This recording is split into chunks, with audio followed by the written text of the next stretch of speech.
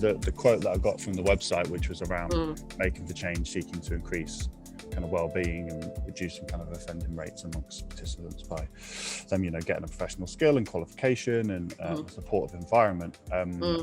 Over the past 6 years or what have you, what sort of effect have you seen in regards to those aims that have, kind of commonly come to bear? And I guess that, do you feel like the program itself is a good model, which could then be taken out into, say, like youth club settings and things like that, to kind of reduce anxiety and offending in central kind of metropolises? Like, have you seen over the years the model of making for change could be, delivers on those initial objectives, and then how could it potentially be used in other worlds, do you feel? For the making for change, the vision around making for change is really that fashion can be used to improve lives and to change lives.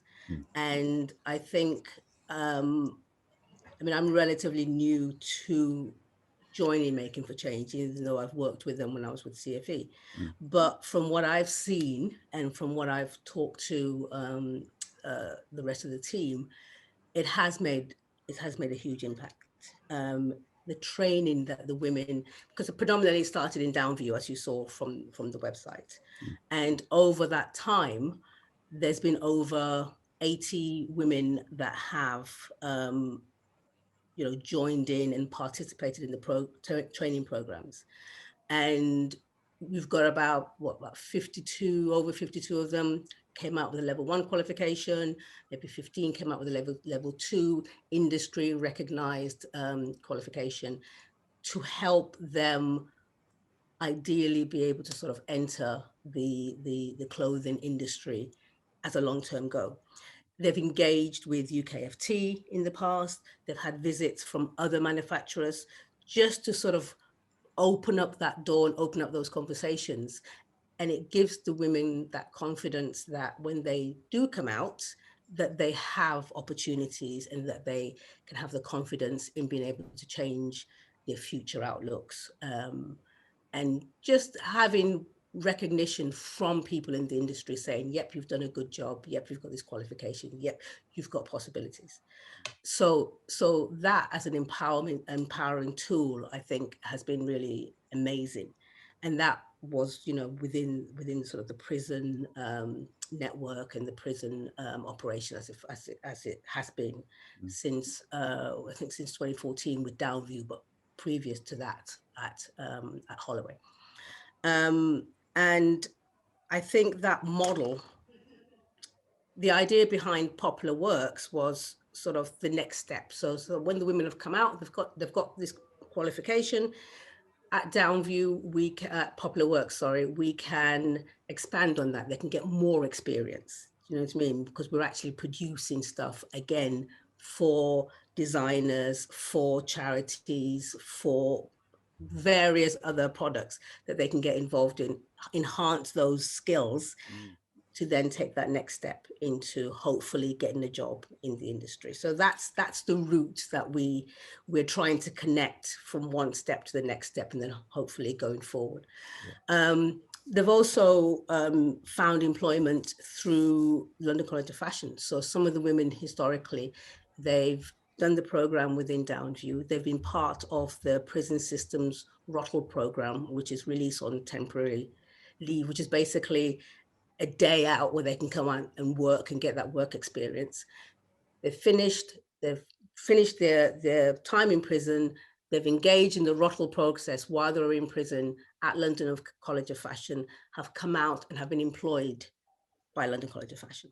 So there is this definite route that we can say works. Yeah, absolutely. So it's an amazing program.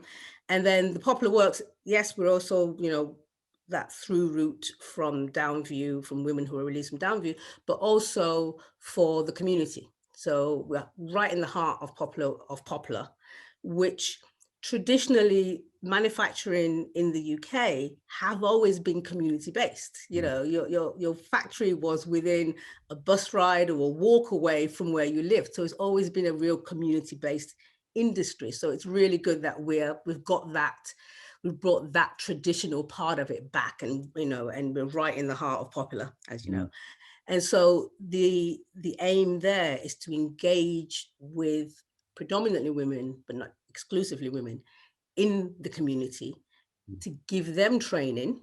So a lot of them have sewing skills, but not necessarily industry specific or industry relevant skills, and then some who don't. So to be able to give them the training so that they can also empower and have confidence and improve their lives by having a skill that they could potentially go out into the industry and find employment in, and that industry being in the UK. So it's kind of a, you know, a circular idea behind what was the traditional base of manufacturing in the UK, and updating it to be more of a social enterprise. Yeah, absolutely. And then finally, because we are part of the university, we've got that research, innovation, doing things a little bit different mentality to it as well, so that we're in a position where we can try different things, and we can sort of, you know, we can engage in students who want to do things a little bit differently, upcycling, and we're in a position to be able to do that with them and explore that with them. So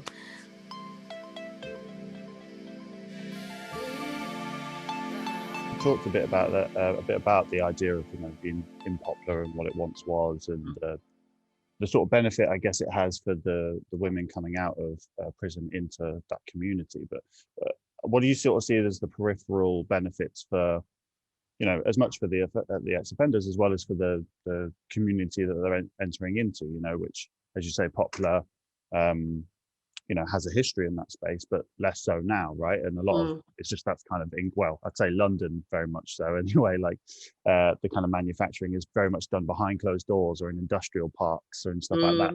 How important do you feel it is to be sort of really side by side with the neighborhoods to kind of get fashion production back kind of visible again? it's the community part of manufacturing, I think, is not appreciated sometimes. You know, if you look at some of the previous factories, I used to work for a company that had a factory in Northamptonshire, which closed down in the end. But you had multiple generations working in the factory. So your mum might have worked there, or your auntie, or so it wasn't just the fact that you're going to work. You're working with people that you know and have a real connection to you, which is different from, you know, if you're commuting an hour and a half and you're working in the office. You have your work, you know, family, yes, but it's a different kind of environment that you would have traditionally when you're actually entrenched and based within a community, as opposed to having to work outside of your community. So that aspect of it is something that we want to bring back. And also it's giving the women, or I keep saying women, but not exclusively women in the community, a skill that they know has an employable benefit to it. As well as, you know, just the confidence of learning something and achieving something and having an outcome out of it, you know, a certificate of qualification, industry recognized, can be very empowering, even if you choose not to work in the industry because maybe home commitments or whatever the reason. Is that learning and that skill that you've achieved is very empowering. So so yeah, so I think it's very important that we are where we are, and that we can really have that as a central way. We're Popular, not just making for change, but where Popular Works is, you have that hub where people can come and do different activities and connect and learn. I think it's really, really important. Speaking to guys in the or companies, I should say, who do manufacturing on a much larger scale, the kind of issue right now, especially post Brexit, is there's kind of like a critical shortage, and there kind of has been a critical shortage of technically skilled people in the fashion manufacturing space for a while, and it's kind of just steadily been building. And obviously the T levels are being introduced, but people won't be qualified from those until 2025 or so. How do you see something like this being sort of intervention in that world? Like, you know, how could do you see this as a way for on a larger scale to have people coming out of the prison system into work more naturally, and like you say, into a kind of lot, because it's a long-term job, isn't it? If you have that skill, it's a job for life, and it's a very fulfilling job, you know. So you see that as a, unfortunately, they probably haven't been told about this earlier in life, right? When you're a kid, not such a highly praised job anymore. So which I don't agree with, but I think is kind of happened. So do you oftentimes feel that when the women or in prison are kind of being informed on this skill and getting that level of technical training and industry recognized training, are they almost surprised that there is a job for them in this world coming out, or are they kind of, you know, what's the perception like from the women that you actually work with in the prisons? I mean, some of the women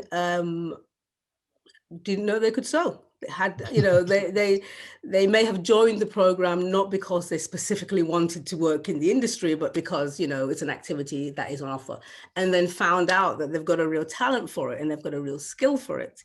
And that becomes, you know, a new experience, and you know, so I think everybody, you know, whether you're in the prison or even in the community, who sees that, okay, there's an opportunity here that I may not have known have existed, it's always a plus. And I think from what you're saying, the industry does have an image problem, you know. Again, as a whole, wherever you're coming from, however you come into you know, into the sewing and the training that we do at Making for Change, the industry itself has an image problem that we need to overcome. And again, in the past, it was a skill that was recognized and appreciated, and it was part of, you know, part of an opportunity if you wanted to go into that direction. We've moved away from that because a lot of the, as you know, a lot of the industry went overseas, and with that, the image that of sweatshops and low skills, and, you know, and an image that as a young person coming out of school, you don't want to see yourself working in. So that has been an ongoing problem that we need to address in the UK if we want to bring that manufacturing back. We need young people or people of all ages to look at that and think, you know what, that's a really good job and that's a really good industry and that's something that I'd like to participate in.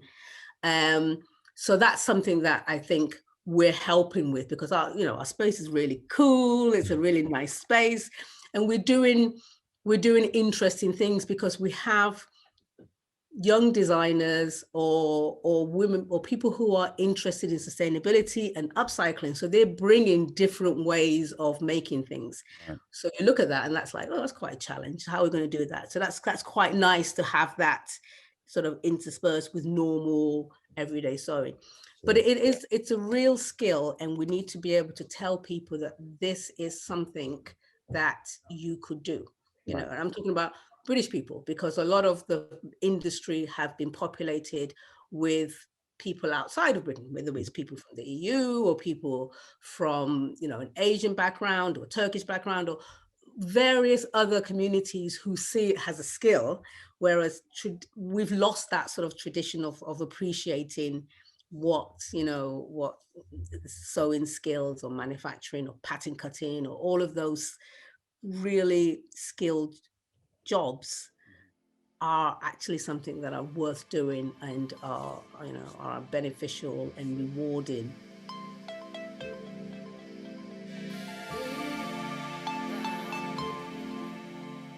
You talked about the people that you're working with, and, you know, someone like Bethany Williams, who, you know, well, even if you're not really into fashion, there's a good chance you've heard of her name, and, you know, she's someone who, that's a sort of potential future of what young designers won't just come out wanting to make products. They want to make product with a social mission, and you talked about sustainability, and that's becoming more and more common, like as part of designers' ethoses, and that I can imagine is really exciting for the people who you work with to be helping to produce product for that space. And I guess do you think that's a big part of it, and something that's been important for you guys is to create those links with the emerging designers that are England's still creating really good designers. It's just struggling to keep them in England and producing in England. So do you feel like you're the kind of answer to that young, more conscious designers who want to do things better? Do you think Making for Change can kind of be that a new way for them to get into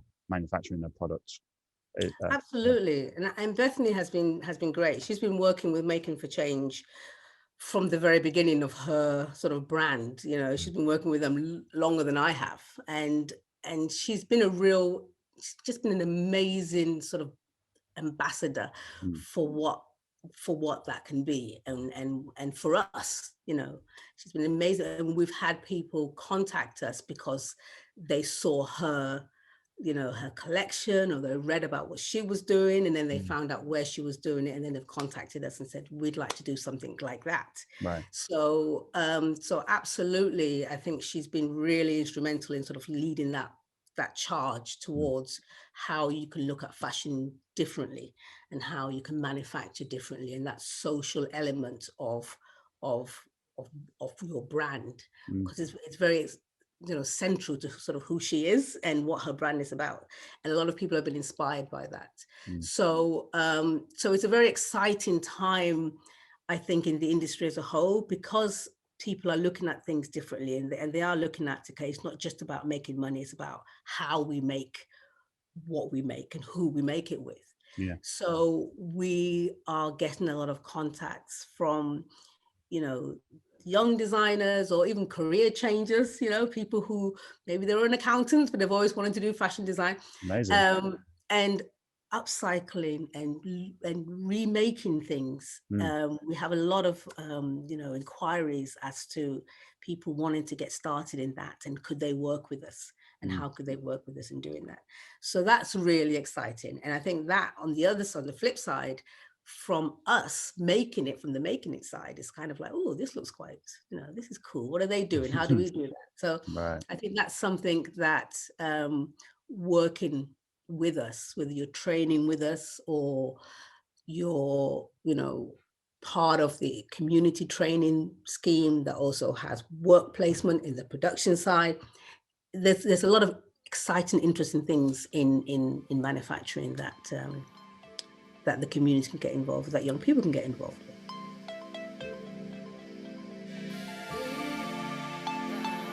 So I feel like a lot of our designers, especially, you know, are quite surprised when they find out they can make products in certain ways in England or in London, even specifically.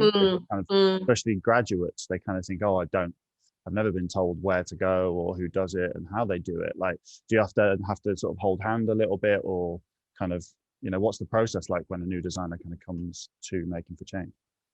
I mean, there is a lot of hand holding, because a lot of designers, whatever their background, whether it's from students or from, you know, aspirational designers as opposed to trained designers, we do have to give them a bit of a reality check, as in, you know, really kind of a lesson in how your clothes are made, and you know, in terms of the sizing, how important the patterns are, how important the different seaming, you know, if you want to make it this way, it's going to cost you this much. If you want to make it this way, it's going to cost you that much. Time it takes to make things, the cost of things. We do sometimes get people who don't fully understand why, if I can get it at, you know, Boohoo or ASOS or Next for £20, why can't I sell it here and make it here for £20? Do you know what I mean? And then you have to give them the explanation as to, okay, they're making it overseas in Asia and they're making, you know, 500,000 and you want to make one in the UK. So there's all sorts of a learning curve that nearly all of our designers will go through, in having them really sort of understand what manufacturing is, and then what manufacturing is at Making for Change. Right. Okay. Interesting. Yeah. And do you think is there a missing, obviously you're close with LCF, like, is there a missing link in terms of how young designers are educated, or, like, you know, why do you feel they get to that position when they finally have to make the product and they don't know those things? Like, to me as a layperson, I'll be like, that's exactly what they should know. So I'm I'm always surprised that they don't. Why do you feel they don't know that information?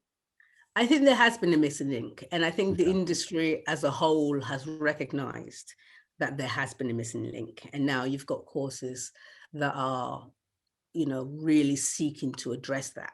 Mm. We had shifted. I mean, when I went to LCF many, many moons ago, the production side and the technical side was part of, you could go down that route in terms of getting your qualification. I think it became overall in all of the sort of the colleges became more design focused, more creative focused, which has been brilliant. But then you get to a point when you recognize, okay, well, we need to bring back some of those technical skills, so we need to highlight that. Mm. And I think the beauty for Making for Change being part of UAL is that we have that direct connection to the students. So we're in a situation where students on some of the courses can sort of use us as a training ground, so they can say, okay, we want to make this product, so this is how we're going to do it. We've done the tech pack, and we've done the pattern, and we've done the toile, and we're going to use you as a manufacturer. And then we're in a position to go back to them and say, okay, from a manufacturer's point of view, this is what worked, this is what you need to improve on, and this is where you need to go forward. So that opportunity that, that has that connection with a college, Right. it's a bit of a unique situation. And the courses at LCF are really sort of addressing that technical problem, but recognizing that it's something that we need to improve on as an industry, and they're really embracing that. Yeah, I think it's a great point for young designers, though, to think, if they go to you versus going to those factories that are going to ask for crazy minimum orders, there's not going to be so much of an open, caring dialogue. Yeah. Like, a mistake is made and it will be produced as a mistake, and then you pay for that. Versus you guys can go, look, we're not trying to do wasteful design. Like, here's how you could change it, and you learn. So it's like, I think that smaller production space is it's a human relationship, isn't it? It's less of a business relationship, although obviously there is business involved.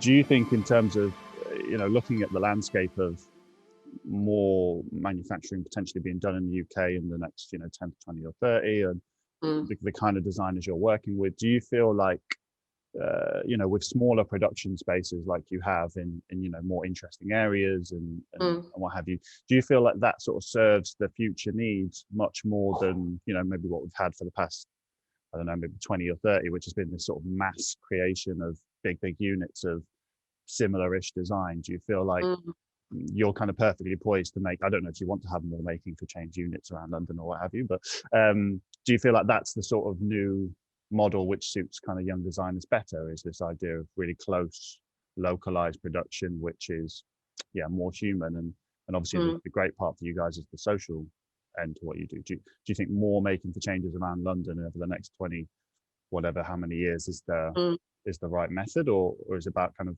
or would one larger space be a good idea? I don't know, what are your thoughts on that?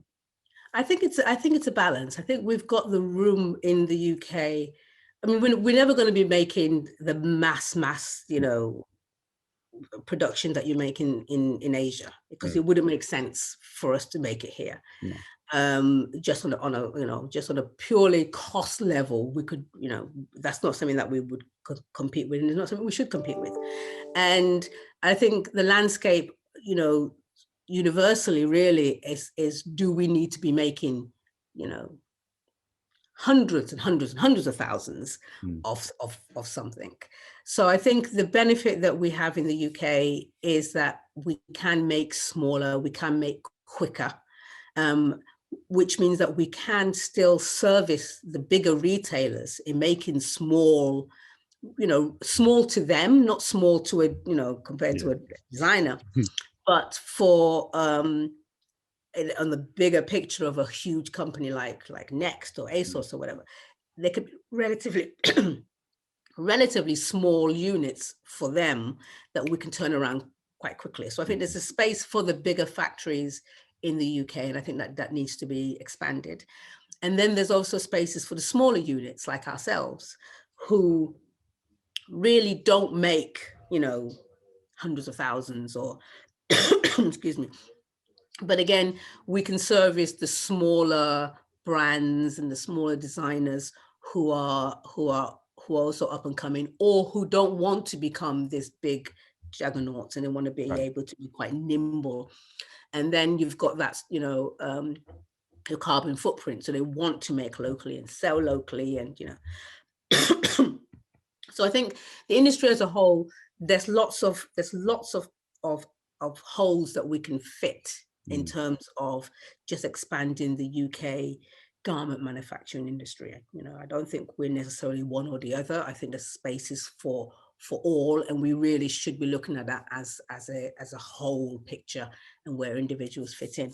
I also think we shouldn't just look at UK manufacturing for UK customers. I think we should also look at UK manufacturing for outside customers, to be able to say, you know what, I want to do this, whether it's an upcycling thing, and we know that the UK is really good for producing something really, really innovative and different, and as an outside European, Japanese, American, wherever, we want to make here. So I think it shouldn't just be UK for UK. I think it should be UK as a sort, as a destination. Do you know what I mean? A source of excellence in manufacturing as a whole, which we, way back when we had been. And I think that needs to be promoted as well, that you can come to the UK and make lots of different things to fit your needs. That's a really great point. I think not said enough, right? I think we're so focused on sorting each other out in this because we've all gone away. It's like, yeah, it's a resource, right? And the heritage and the skill, like, there's decades and decades and decades of skill inside of the English garment manufacturing industry, which around the world could be utilized.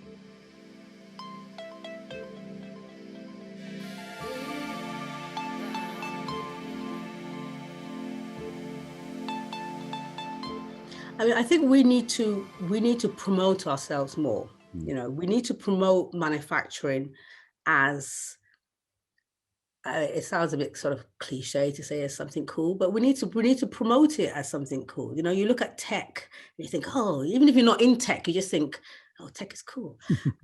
Do you know what I mean? Point, so, yeah. We need to promote manufacturing as something that is also worthwhile doing, and it's worth having your stuff made at Making for Change or Maze or Fashion End, you know what I mean? Because if you go into those spaces, they're excellent spaces. You know what I mean? You don't go into there and you think, ooh, this is a sweatshop. You go in there and it's buzzing and exciting. There's things going on.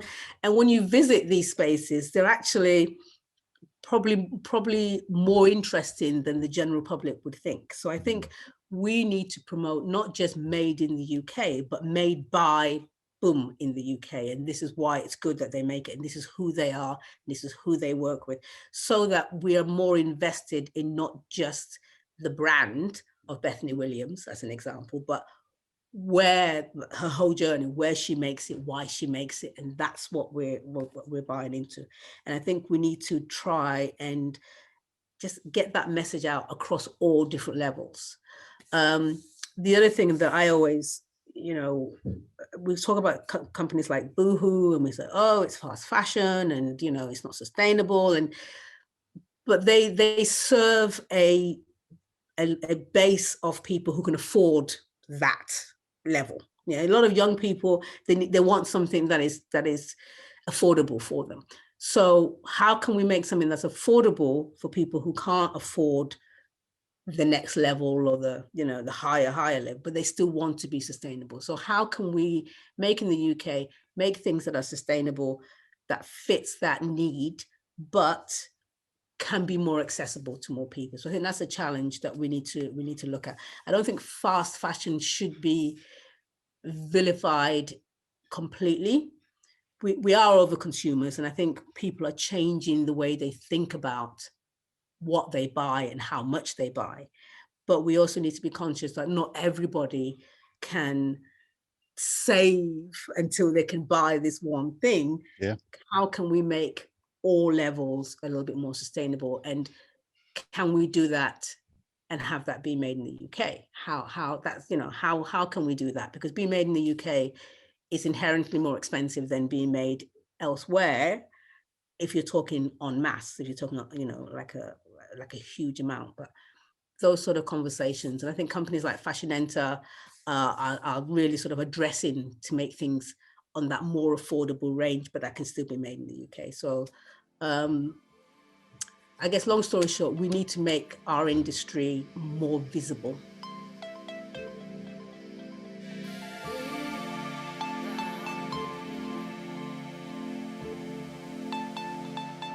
I think we're definitely celebrating brands that do that.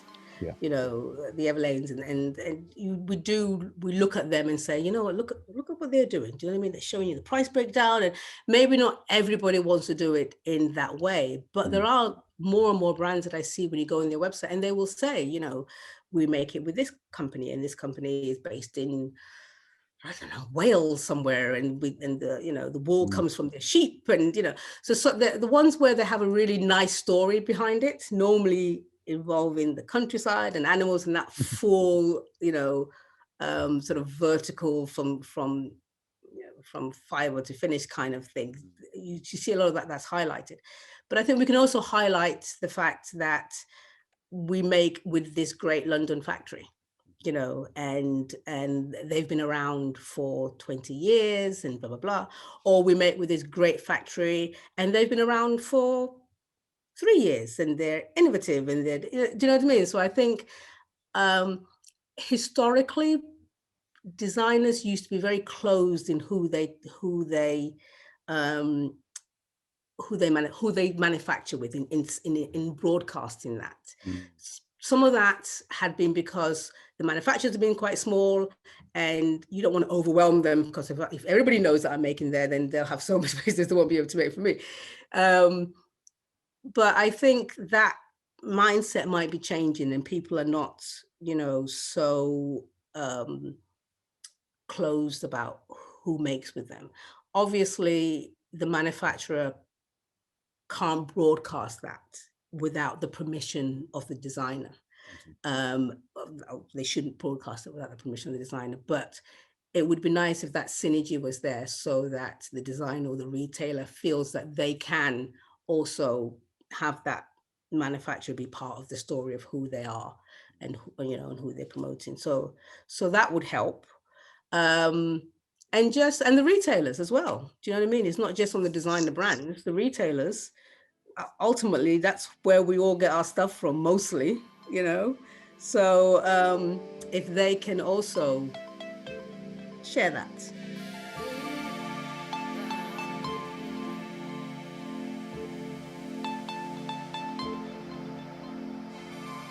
I mean, I think they need to recognize the benefits that we bring to the industry, and make it. I know. Obviously, companies like UKFT that are always promoting that and are always fighting for that. And I think the government needs to decide, okay, if we are promoting manufacturing in the UK, then we need to really promote manufacturing in the UK and not just say it. Put money where your mouth is, and have investment that manufacturers can tap into, So if they want to update their machinery, if they want to hire more staff, mostly updating their machinery. I mean, sometimes they want to actually be able to make things that will make productivity more efficient, but they don't have that money to invest in those. So if there's anything that the government can provide to help manufacturers invest in their business to then be able to employ more people, to make more, to help expand the economy in that way. I know that there've been programs in the past where they've been maybe targeted to the north, you know what I mean? So there's some grants if you're based in Lancashire or Yorkshire that you can tap into because they want to regenerate that industry. But I think they need to make that wider and just have it as an industry-wide investment program, so that, and training, so sometimes the people who have been in the business for a long time may not be as aware, because again, for an industry, it's only relatively recently taking on technology. We've been very, very traditional in the way we do things. And I think part of what we can bring as a UK manufacturing is to embrace technology more. And I don't think that's necessarily taken away from skills. You know, you need to be a pattern cutter in order to be a digital pattern cutter. Do you know what I mean? But how can we make things more efficient so that they are more cost effective, so that we can bring the prices down?